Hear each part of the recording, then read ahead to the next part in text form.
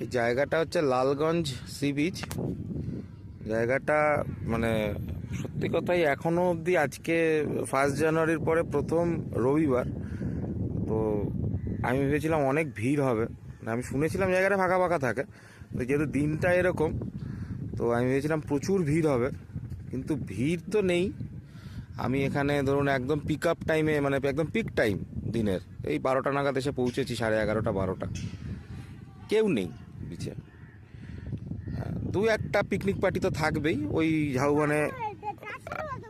ঝাউবনে হাড়ি ঠাড়ালি করছে, কিন্তু এছাড়া আর কেউ নেই। এখানকার লোকাল কিছু লোক আছে, আর এখান থেকে একটুখানি দূরেই বকখালি, 4 কিলোমিটারের মধ্যে। কিন্তু সেই জায়গার আর এই জায়গার মধ্যে হেল অ্যান্ড হেভেন ডিফারেন্স।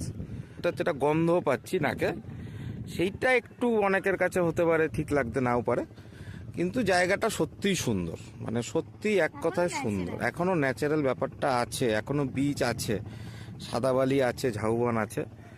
খুবই ভালো জায়গা, খুব ভালো জায়গা। 100% রেকমেন্ডেশন রইল এটার জন্য।